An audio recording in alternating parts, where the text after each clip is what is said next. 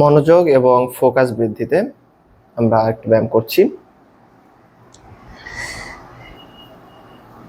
এই অবস্থা থেকে হবে দুই হাত দুই পাশে রাখবো, দুই পা ধীরে ধীরে পেছনে নিয়ে যাব।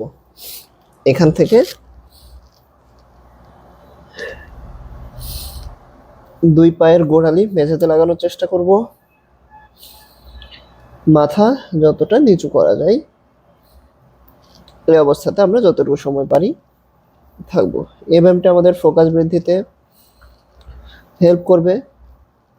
আমাদের শরীরের উপরের অংশে অর্থাৎ মাথা এবং মুখমণ্ডল এই অংশে রক্ত চলাচল বাড়াই, এগুলো সুস্থ হতেও হেল্প করবে। এরপরে আবারও স্বাভাবিক অবস্থায় চলে আসবো।